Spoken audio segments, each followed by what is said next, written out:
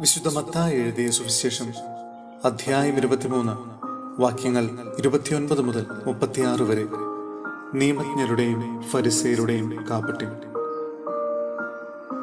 കപടനാട്ടിക്കാരായ നിയമജ്ഞരെ ഫരിസേയരെ, നിങ്ങൾക്ക് ദുരിതം. നിങ്ങൾ പ്രവാചകന്മാർക്ക് ശവകുടീരങ്ങൾ നിർമ്മിക്കുകയും നീതിമാന്മാരുടെ സ്മാരകങ്ങൾ അലങ്കരിക്കുകയും ചെയ്തുകൊണ്ട് പറയുന്നു, ഞങ്ങളുടെ പിതാക്കന്മാരുടെ കാലത്ത് ജീവിച്ചിരുന്നെങ്കിൽ പ്രവാചകന്മാരുടെ രക്തത്തിൽ അവരോടുകൂടെ പങ്കാളികളാകുമായിരുന്നില്ല എന്ന്. അങ്ങനെ നിങ്ങൾ പ്രവാചകന്മാരെ വധിച്ചവരുടെ സന്താനങ്ങളാണെന്ന് നിങ്ങൾക്ക് തന്നെ എതിരായി സാക്ഷ്യം നൽകുന്നു. നിങ്ങളുടെ പിതാക്കന്മാരുടെ ചെയ്തികൾ നിങ്ങൾ പൂർത്തിയാക്കുവിൻ. സർപ്പങ്ങളെ, അണലി സന്തതികളെ, നരകവിധിയിൽ നിന്നൊഴിഞ്ഞു മാറാൻ നിങ്ങൾക്ക് എങ്ങനെ കഴിയും? അതുകൊണ്ട് ഇതാ, പ്രവാചകന്മാരെയും ജ്ഞാനികളെയും നിയമജ്ഞരെയും ഞാൻ നിങ്ങളുടെ അടുക്കലേക്ക് അയക്കുന്നു. അവരിൽ ചിലരെ നിങ്ങൾ വധിക്കുകയും ക്രൂശിക്കുകയും ചെയ്യും. ചിലരെ നിങ്ങൾ നിങ്ങളുടെ സിനഗോഗുകളിൽ വെച്ച് ചമ്മട്ടി കൊണ്ടടിക്കുകയും പട്ടണം തോറും പിന്തുടർന്ന് പീഡിപ്പിക്കുകയും ചെയ്യും.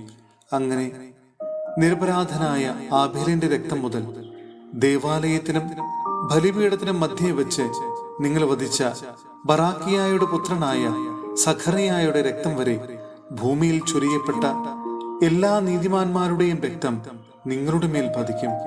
സത്യമായി ഞാൻ നിങ്ങളോട് പറയുന്നു, ഇവയെല്ലാം ഈ തലമുറയ്ക്ക് സംഭവിക്കുക തന്നെ ചെയ്യും. സഹോദരരെ, വിശുദ്ധ പത്രോസ്ലിഹ എഴുതിയ 2-ാം ലേഖനം അധ്യായം 3 വാക്യങ്ങൾ 1 മുതൽ 7 വരെ. കർത്താവിന്റെ പ്രത്യാഗമനം. പ്രിയപ്പെട്ടവരെ, ഞാൻ നിങ്ങൾക്ക് എഴുതുന്ന 2-ാമത്തെ ലേഖനമാണല്ലോ ഇത്. ഈ 2 ലേഖനങ്ങളിലും ചില കാര്യങ്ങൾ ഓർമ്മിപ്പിച്ചുകൊണ്ട് നിങ്ങളുടെ നിഷ്കളങ്ക മനസ്സിനെ ഞാൻ ഉണർത്തുകയാണ്. വിശുദ്ധ പ്രവാചകന്മാരുടെ വചനങ്ങളും നിങ്ങളുടെ അപ്പോസ്തലന്മാർ വഴി നിങ്ങൾക്ക് ലഭിച്ചിരിക്കുന്ന കർത്താവായ രക്ഷകന്റെ കൽപ്പനയും നിങ്ങൾ അനുസ്മരിക്കുവിൻ. ആദ്യം തന്നെ നിങ്ങൾ ഇത് മനസ്സിലാക്കണം: അധമ വികാരങ്ങൾക്ക് അടിമപ്പെട്ട് ജീവിക്കുന്ന നിന്ദകർ നിങ്ങളെ പരിഹസിച്ചുകൊണ്ട് അവസാന നാളുകളിൽ പ്രത്യക്ഷപ്പെടും. അവർ പറയും, അവന്റെ പ്രത്യാഗമനത്തെ കുറിച്ചുള്ള വാഗ്ദാനം എവിടെ? എന്തെന്നാൽ പിതാക്കന്മാർ നിദ്ര പ്രാപിച്ച നാൾ മുതൽ സകല കാര്യങ്ങളും സൃഷ്ടിയുടെ ആരംഭത്തിലുണ്ടായിരുന്ന സ്ഥിതിയിൽ തന്നെ തുടരുന്നല്ലോ.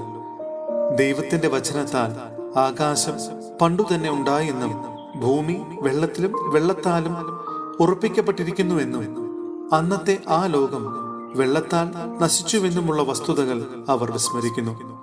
വിധിയുടെയും ദുഷ്ടമനുഷ്യരുടെ നാശത്തിന്റെയും ദിനത്തിൽ അഗ്നിക്ക് ഇരയാകേണ്ടതിന് ഇപ്പോഴുള്ള ആകാശവും ഭൂമിയും അതേ വചനത്താൽ തന്നെ സൂക്ഷിക്കപ്പെടുന്നു.